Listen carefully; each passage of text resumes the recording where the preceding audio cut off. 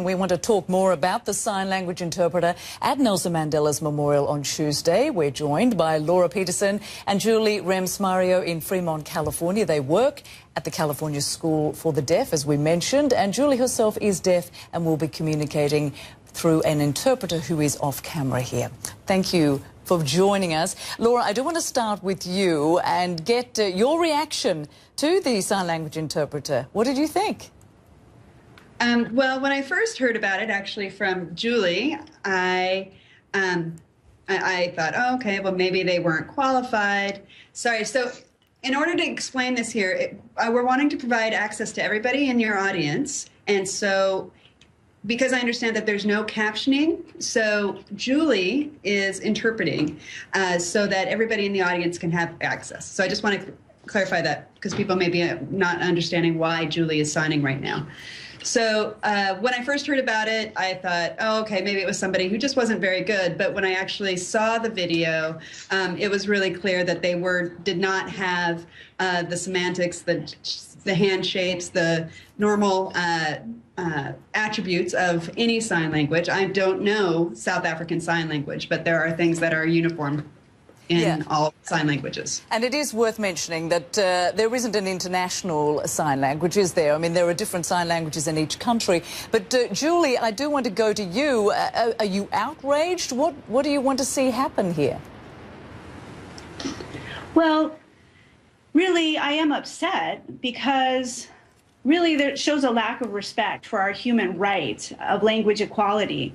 That was destroyed at this event. And Nelson Mandela represented human rights, and he's an icon and an advocate, and this person exploited that, a very important day to honor Nelson Mandela. And he also violated our human rights as deaf people by showing exactly what, language apartheid looks like.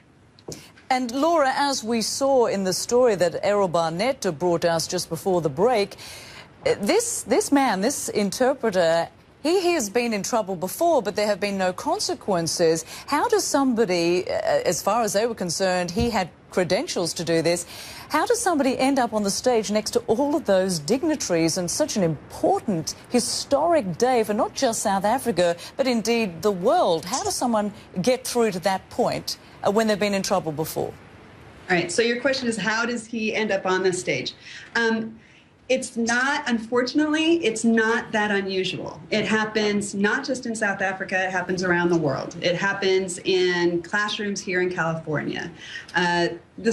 Oftentimes the situation is the person who is doing the hiring doesn't know the language. And so if the person says they are fluent in that language, they take them just by their word. Here in the United States, we have the Registry of Interpreters for the Deaf, and there's a whole certification process and a code of ethics and professional conduct. So we try to avoid that. However, that doesn't mean that people don't hire people who don't have those qualifications. They don't include deaf people in the hiring process so that somebody who knows the language can actually ascertain whether they do have that fluency. And presumably money is the motivator here, but of course across the world many deaf children struggle to get a proper education, and that's the big point here. And Human Rights Watch has a campaign dedicated to help raise awareness about sign language education in places throughout Africa and indeed the rest of the world. And I want to just watch a portion of their video if we can. Bring that up.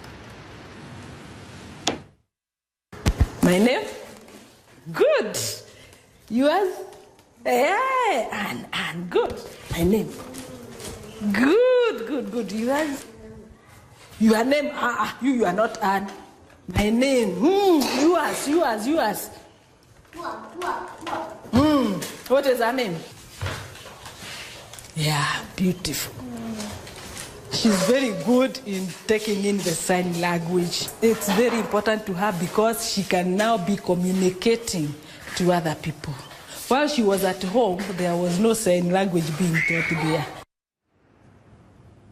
And Julie and Laura, of course, advocates say one of the biggest problems is the lack of sign language schools and instructors. And, of course, that portion of that video, I mean, really does bring it home, doesn't it, the importance of educating these children who, for sometimes it's not until they're 6 years of age that they have access to this sort of education. So how concerned are you that this fake interpreter's actions could have a negative impact on this initiative? Well, I'm very concerned about the lack of acceptance of deaf people, deaf leaders, and the input from the community, because we're the experts. And many schools don't hire the deaf people who know the community, who know the language, who know our human right to sign language. We have a national and international epidemic of deaf children who have language deprivation. They grow up without full access, full competency in any language, which means they struggle academically, socially, emotionally, and it's really a travesty. If there's one good point, perhaps this incident has brought attention to that. We will see, of course. Laura Peterson and Julie Rems-Mario, thank you so much for joining us and bringing attention to this incident. We appreciate it.